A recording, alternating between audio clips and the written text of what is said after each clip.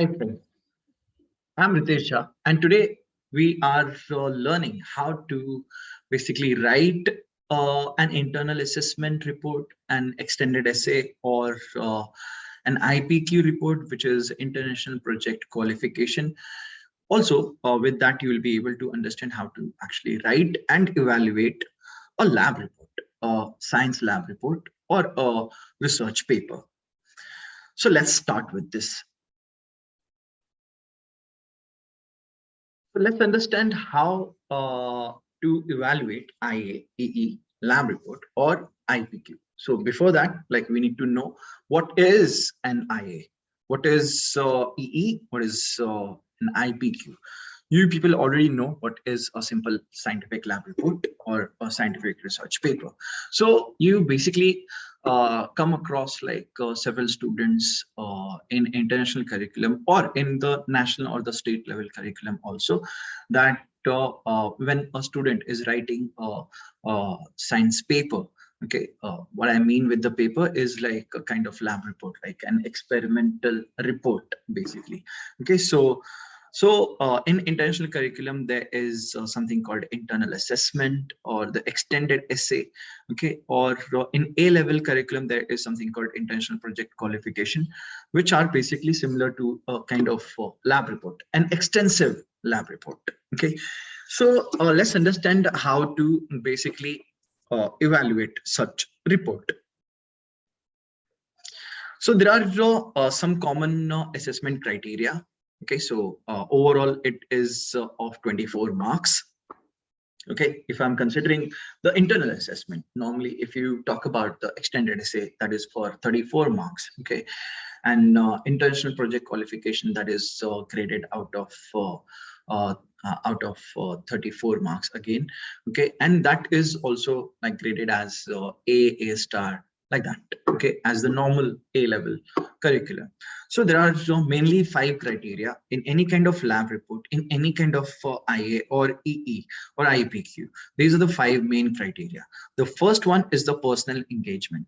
Now, this personal engagement is basically helps you in understanding how well a student has identified a problem, okay, which he can relate with the science, with which he can actually solve with the help of the science experiment. Okay, so it can be a kind of like personal incidents, like some kind of event, like which he or she like got into, which made him or her curious to know about with the help of the science. Right now, obviously it should be having some kind of social significance or the scientific significance. This carries 2 marks because this helps us, which this helps the teachers to evaluate how curious a student is in that particular topic. Okay, the next thing comes is the exploration. Now, this exploration, this is something that involves basically how well he has done the background research for his research topic. Okay, how well he has identified the research question. Okay, it has to be highly focused. There are 2 types of research question. One is the broad, another one is the focused. Broad means like analyzing the seawater, for example, whereas the focused is basically identifying the or analyzing the chloride concentration or the hydroxide concentration or the carbonate concentration in 100 ml of a sample of seawater. Okay, so this is the difference between the broad and the focused. Okay, so it has to be highly focused, right? So besides that, like the student should identify the safety hazards. It should be able to identify the apparatus which is required and the appropriate methodology. Okay, there has to be the novelty in his methodology, because that adds strength to the exploration. Okay, the next thing is the analysis. So once he has written down the methodology, he has identified the right focused research question, then he has to perform the experiment. He has to collect the data relevant to that particular research question. Okay, so how relevant is the data collection, whether it is the direct data, indirect data, all that stuff, and then how it is being processed, how a student has tabulated the entire data, like for the analysis, so how well he has plotted the graph, has he identified the right trend line, the gradient, the intercept, and also like statistically how significant, how correct it is, right? So that is basically included in the analysis, which carries basically 6 marks. Next thing is the evaluation. Now, after having the conclusion for the research question, for the hypothesis which he proposed in the beginning, he needs to evaluate his report. For that evaluation, he needs to include the strength of his experiment, weakness of his experiment, as well as the improvements. Okay, he needs to basically mention all types of errors and the error propagation. Okay, it has to be quantitative, it can be qualitative too. Okay, but he needs to do the deep analysis to write the evaluation also, which carries actually 6 marks. Okay, and the last part is the communication. So communication is basically like there is some defined format for writing these science papers, like the font size, font type, then the spacing between the lines, the number of pages or the number of words. All these needs to be defined, based on which like he is given these 2 marks, right? Now, for us, it becomes sometimes difficult to evaluate such research paper.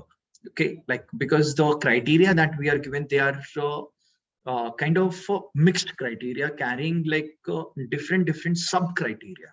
What I have done over here, I have made a checklist. Okay, I made a checklist over here. So how to use this checklist? Let me show you the checklist first. So this is a checklist basically. Now this is actually having good 80 to 90 questions for overall for all these 5 criteria. Okay.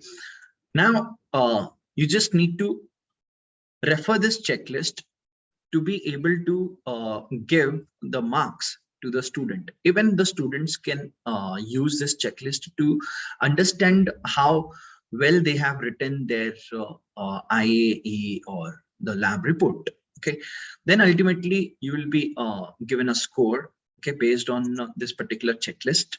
Okay, so let me take you through this entire checklist. But before that, let me show you the steps. So the step 1 is answer all the verbal question. Yes will be 1, no will be 0. So if your answer to the verbal question in sheet 1, that is this particular sheet, so if your answer is yes, you will be mentioning 1. If your answer is no, you will be mentioning 0.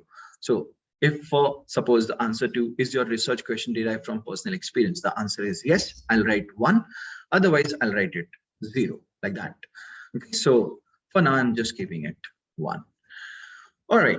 So after that, the second step is get the raw score, which will be coming in sheet 2. So when you are answering all these questions, so you will see that like this particular total for the personal engagement is coming out to be 6. Exploration coming out to be total 18. Then for the analysis is coming out to be 35. Evaluation coming out to be 9, and communication coming out to be 7. Okay, now that kind of thing will be seen over here as the raw score: 6, 18, 35, 9, and 7. Okay, now I have used some formula to convert that raw score into the scaled score. If raw score is 6, then scaled score is again the maximum, which is 2. If raw score is 18, then the scale score will be 6, which is again the maximum. 35, 6, raw score 9, then scale score 6, raw score 7, then scale score 4. Okay, so all these things are based on some Excel formula, and then ultimately you will be getting this final score. Okay, I would suggest that if suppose the raw score is coming out to be 5, then it is coming out to be 1.666. So take 1 as a final score. Okay, so if this is let's say 13, Then scale score will be 4.33. I'll consider that as 4. Take the lower bound only. If this is coming out to be, let's say 26, then take this as 4. If this is coming out to be, let's say 7, then take that as 4 only. And if this is, let's say 2, then take that as 1 only. Then you get the final score 14 over here. You can actually compare from this grade boundary. If it is 20 to 24, the student should be given 7. And if it is like over here, it is 14, that is 14 to 16, the student should be given 5. Okay, so I'll make it the maximum only, 6, 18, 35, 9, and 7. All right, so, and I'll just clear this thing for now. Yeah, so the point is that like by answering all these questions, now what type of these questions, what are these types of questions? So the first set, that is basically about the introduction and the personal engagement. You can see all that questions which I have mentioned over here, they all belong to the introduction and the personal engagement only. Then the second set is about the background information. Next is about the hypothesis. Next is about the variables. You must go through each of these questions. Okay. Then next is safety hazards. Next is methodology, apparatuses, and materials. Then after that comes the data collection. First of all, the raw data, and then the data processing. Next is the graph, how you're analyzing the graph and the conclusion. After that comes the evaluation. And then finally, we have the citation and the formatting. So if your answers to all, if you have answered all these questions as 1 or 0, as yes or no, you will be able to get your raw score, based on which you will be able to get your scale score, which you can actually round it off to the lower bound, and you get the final score, and you can actually assign the grade to the student. I hope this whole thing was useful to you all. Do let me know in the comments. Thank you.